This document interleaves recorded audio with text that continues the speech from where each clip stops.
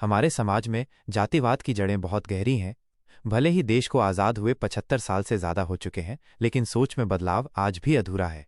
Cinema समाज का आईना होता है, और जब कोई फिल्म जातिवाद जैसे गंभीर विषय को उठाती है तो उम्मीद की जाती है कि वो ऑडियंस को सोचने पर मजबूर करे। धड़क 2 भी एक ऐसी ही कोशिश है। ये फिल्म तमिल क्लासिक परियेरुम पेरुमल से प्रेरित है, जिसने जाति संबंधी अन्याय को प्रभावी ढंग से दिखाया था, लेकिन हिंदी में उसका असर उतना तीखा महसूस नहीं होता। कहानी। फिल्म की कहानी नीलेश सिद्धांत चतुर्वेदी की है, जो एक दलित परिवार से है और वकालत की पढ़ाई कर रहा है। वो समाज में बराबरी का सपना देखता है। उसे प्यार हो जाता है विधि तृप्ति डिमरी से, जो ऊंची जाति से है। शुरुआत में सब कुछ अच्छा लगता है, दोस्ती, भरोसा और साथ में भविष्य के सपने।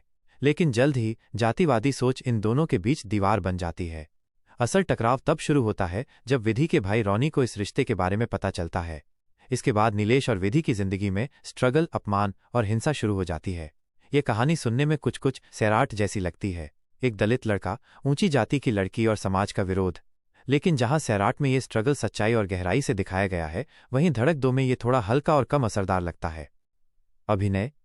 सिद्धांत चतुर्वेदी ने नीलेश के किरदार को पूरी सच्चाई से निभाया है। उन्होंने दर्द, गुस्से और चुप्पी को संतुलित ढंग से पेश किया है, जिससे ऑडियंस उनसे जुड़ जाती है। खासकर फिल्म के दूसरे हिस्से में जब वो टूटते हैं या खुद से लड़ते हैं, तब उनकी आंखें बहुत कुछ कहती हैं। तृप्ति डिमरी ने विधि के किरदार में अच्छी कोशिश की है।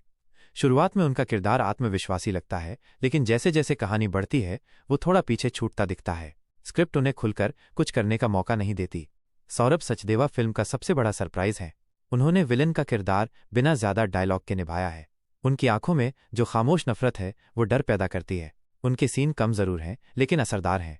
विपिन शर्मा, नीलेश के पिता, का काम छोटा लेकिन प्रभावशाली है। जाकिर हुसैन, कॉलेज डीन, एक ऐसा सीन करते हैं जो नीलेश को लड़ने की हिम्मत देता है। सभी कलाकार अपने अपने किरदारों में फिट बैठते हैं। निर्देशन। शाजिया इकबाल ने धड़क 2 से निर्देशन की शुरुआत की है और एक अहम सामाजिक मुद्दे को ईमानदारी से दिखाने की कोशिश की है। नीलेश और उसके पिता के बीच का रिश्ता, या वो पल जब नीलेश अकेले में टूटता है, जैसे कुछ सीन प्रभावशाली है। हालांकि फिल्म की शुरुआत थोड़ी धीमी लगती है। किरदारों की बैकग्राउंड समझाने में ज्यादा समय लगने से कहानी का असर थोड़ा कम हो जाता है। कुछ इमोशनल सीन, जैसे कॉलेज में नीलेश के पिता का अपमान, जरूरी होते हुए भी ऑडियंस को भीतर से नहीं झकझोर पाते। संगीत। फिल्म का संगीत कहानी के साथ मेल खाता है। ये कैसा इश्क, दुनिया अलग, बस एक धड़क और प्रीतरे जैसे गाने अच्छे हैं, लेकिन बहुत याद नहीं रहते। बावरिया थोड़ा एनर्जी लाता है और मूड बदलता है। तनुष टिकू का बैकग्राउंड स्कोर कहानी के साथ बहता है, न ज्यादा भारी न ही कमजोर।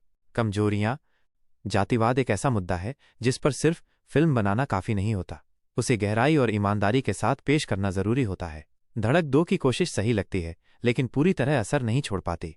कई सीन में साफ लगता है कि निर्देशक और लेखक कुछ कहना चाहते हैं, वे बदलाव की बात करना चाहते हैं, लेकिन ऑडियंस तक वो बात पूरी ताकत से पहुंच नहीं पाती। ऐसा लगता है जैसे फिल्म एक जरूरी मुद्दा छूती है, लेकिन उसे गहराई से पकड़ नहीं पाती।